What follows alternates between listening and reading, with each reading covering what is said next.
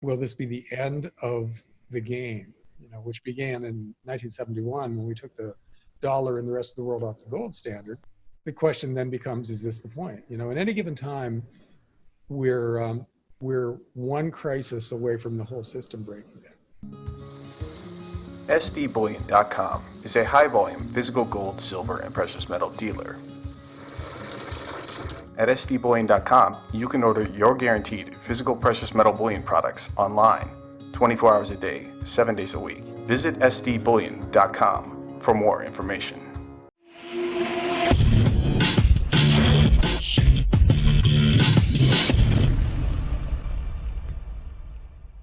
Welcome to another Silver Doctors exclusive. Today I'm excited to have a returning guest, Mr. John Rubino, editor and author of DollarClaps.com. Today he's joining us to share his thoughts on the financial markets as well as a variety of other subject matters. What are some things that concerns you right now, halfway through the year 2019? Well, right now, what concerns me is how complicated everything has gotten just lately. The trade war has ramped up, and global trade flows are slowing, and a lot of Asian, the big exporting countries are reporting weaker numbers. In the Middle East, you've got Saudi Arabia and Iran actually shooting at each other sometimes. And you've got Israel not liking the whole Iranian nuclear program thing and threatening to bomb them.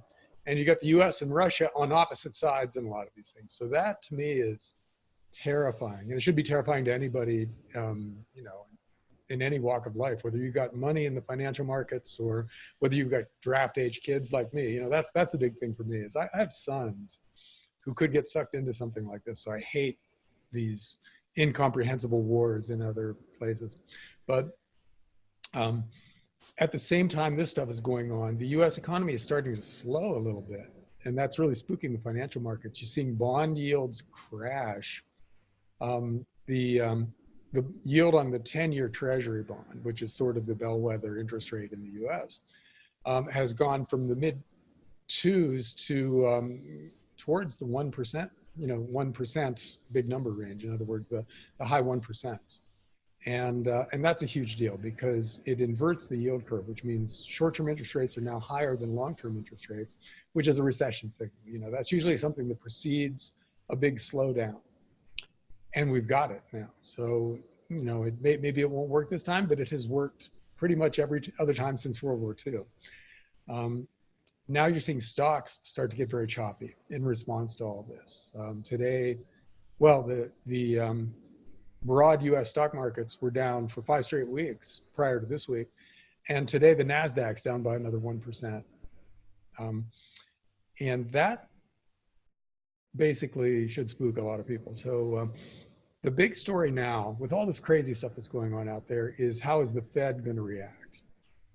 And I suspect that they think they can't necessarily tolerate, or the system can't necessarily tolerate, even a garden variety bear market in equities or run-of-the-mill recession, because we've taken on so much debt for over the past 30 or 40 years that we're increasingly fragile. We're an over-leveraged system now, not just in the US, but the entire global economy, to the point where it's not clear whether normal fluctuations in the markets and in the big economies have become systemically dangerous. It could be that a recession in any of the big systems, the European Union, the US, China, Japan, could destabilize the whole global financial system now, just because there's so much bad debt out there. In other words, we've borrowed too much money. A lot of it was put to uses that don't generate enough cash flow to pay the resulting interest and principal. And if the economy slows down and the cash flow that is going to these already bad debts diminishes from here, then you get a lot of bankruptcies, a lot of defaults out there. And that's the kind of thing that can cascade. A few defaults lead to more defaults, lead to way more defaults. And then you're back in a 1930s style depression, or at least a 2008, 2009 Great Recession scenario. Right. I think the Fed is terrified of that. And I think because of that, they're going to preemptively cut interest rates here pretty soon. And then the question becomes, will that work? There's a point at which monetary ease stops being a good thing. In other words, if you take on too much debt and you have trouble because of too much debt, implementing policies that lead to more debt aren't the way to go necessarily. You can't cure a debt-driven problem with more debt. And that's what we're trying to do now. The idea of lower interest rates is that it entices people to buy houses and cars and generally spend more money on stuff that they might not have spent money on before, and in that way cause the economy to grow. But if the debt burden is already debilitating, then will lower interest rates cause people to borrow more, or won't they work? Will people still be debilitated by their debt, and will the economies of the world still grow very slowly or not at all? And will this be the end of the game, which began in 1971 when we took the dollar and the rest of the world off the gold standard, went to fiat currencies, which led to massive increases in new debt pretty much everywhere, pretty much continuously, to the point where it has to end at some point. Right. In the not too distant future. And the question then becomes, is this the point? At any given time, we're one crisis away from the whole system breaking down. Right, I agree 100%. And before we move on any further, you start off with talking about a slowdown. And so there's been more and more talks about just a lack of growth. And so at this current point, because of debt has pretty much tapped everyone out as far as consumers not being able to borrow anymore, then the thought is, how do you grow? Like, is there a way that you can grow naturally out of this, or must this be reset or come to an end, given the fact that we are, as you mentioned, possibly near the end? So that's where we are now. We've put ourselves in a position where we only have choices of crises. We don't have a healthy, sustainable way of getting out of this. So if you're an investor, those are two very different scenarios, the deflationary crash versus the inflationary bubble. And that's the intellectual challenge for people with money to invest right now, is how do you tell which scenario is the more likely one? And how do you act accordingly to protect your finances from that scenario? And it's not easy, because we could go either way still. I mean, if we decide to hold the line and keep interest rates where they are right now and keep government spending where it is right now, the economy will probably just tip over into a depression. If we decide to radically ramp up monetary ease, in other words, to go to negative interest rates around the world instead of just short-term interest rates in Japan and Europe, which is what are negative right now. But if we go to negative interest rates all the way out on the yield curve, which is something that we would probably have to do to keep the depression from happening, then you get all kinds of distortions where once your money stops holding its value or increasingly loses its value, then that changes the calculation for almost everybody. If you're a business trying to invest, how do you know what your cash flows are going to be worth in the future? If the currency that you're going to be paid in is changing really dramatically. If you're a person thinking about buying a house, what does it mean if the money you're going to be paying back is going to become much less valuable in the future? That probably means buy all the house you can buy and then borrow every other kind of money you can borrow. But that also means that then you're leveraged to the hilt, and one little problem wipes you out completely. So there's no real way to know which way this goes, unfortunately. But either way is a huge crisis for the people who bet incorrectly. And I think we're leaning now towards the inflationary scenario. In other words, we will try to inflate our way out of this. We will fail, but we'll try. And in the meantime, the currency becomes a lot less valuable, and eventually we'll have some kind of a currency reset where we just announce on some Sunday night that henceforth, gold is going to, or the dollar is going to be worth some fraction of an ounce of gold. And it'll be a much smaller fraction than it is now. So the people who trusted the government and held on to dollars will be hurt by that, because their dollars will become a lot less valuable. The people who bet against the government and get into real assets will probably do better, because those real assets will go up in dollar terms. So that's basically the gold bug argument right now, is that eventually, one way or another, the dollar has to be dramatically revalued, as do the euro and the yen and the Chinese yuan. And in the process of devaluing currencies, the governments will cause a lot of capital to flow into real assets, because people will see what's happening and they'll decide they want to own farmland instead of treasury bonds, or they want to own gold and silver stored someplace where the government can't get at it, instead of bank stocks.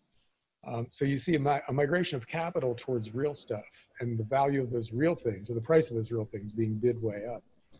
And so it looks like inflation, but really what it is people just losing faith in the currency.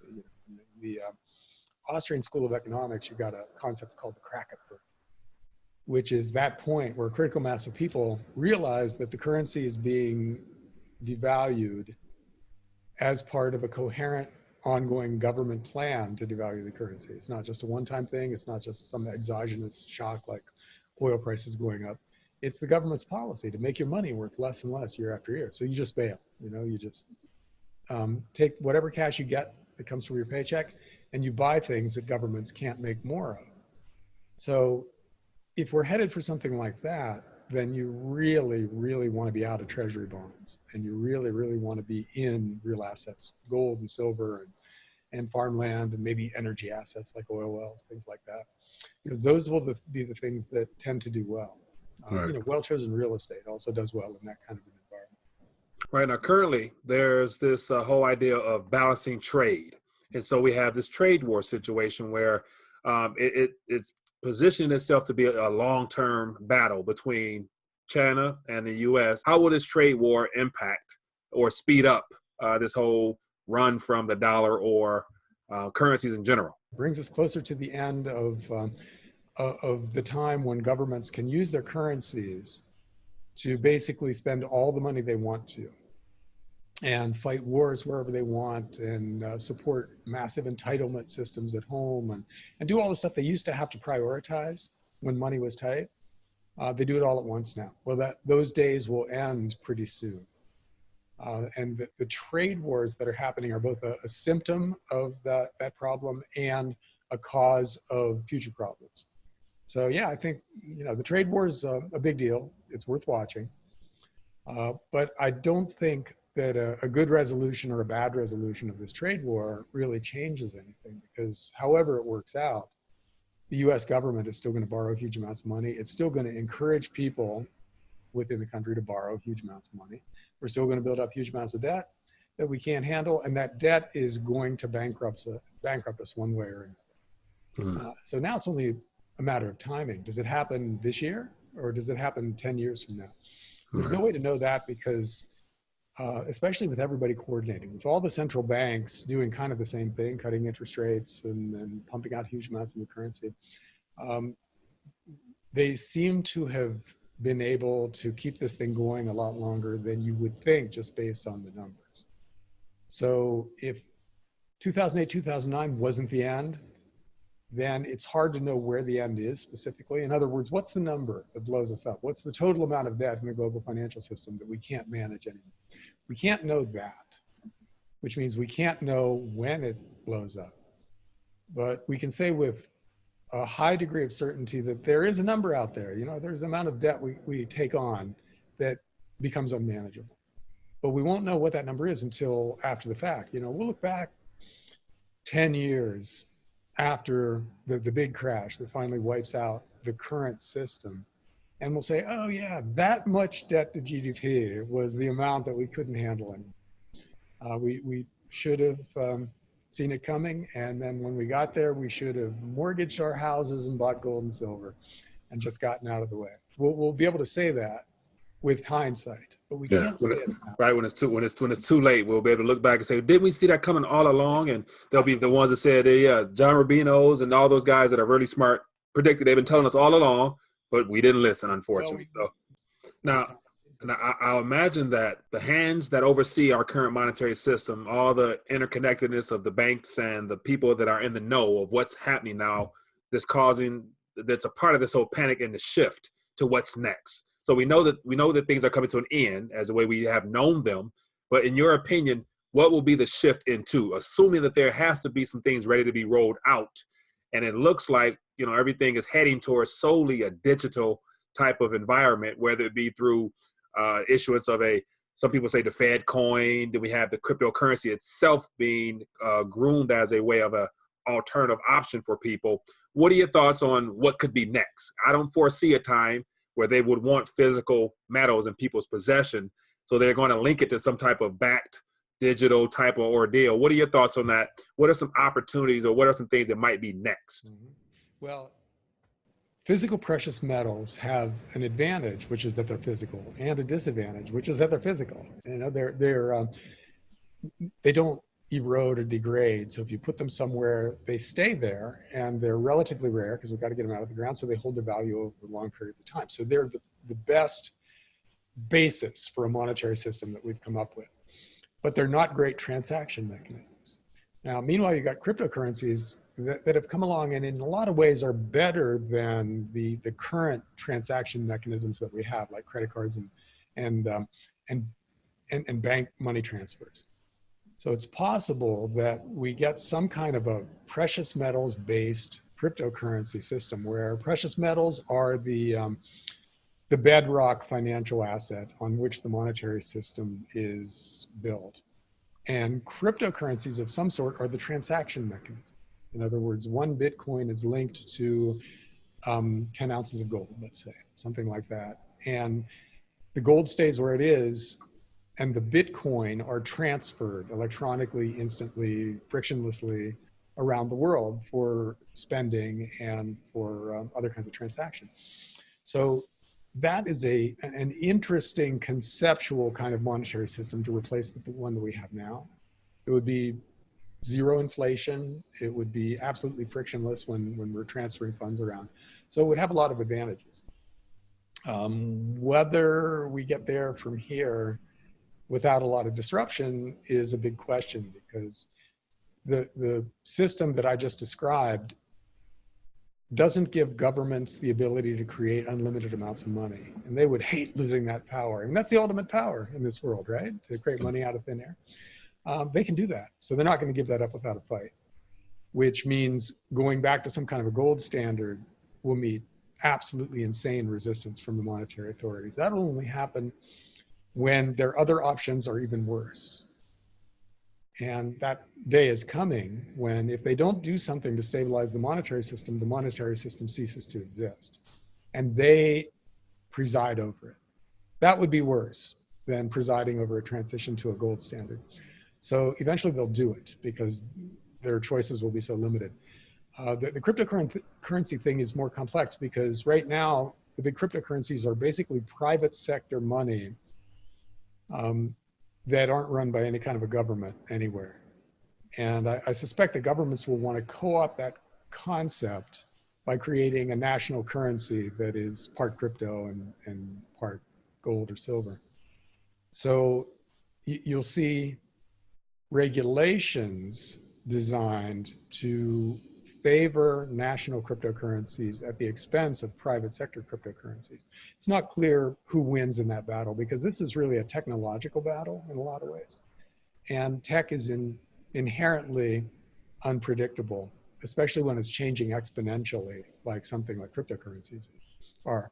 So I don't know. I don't know how we get from here to there, but the concept of a hybrid precious metals cryptocurrency monetary system is very appealing.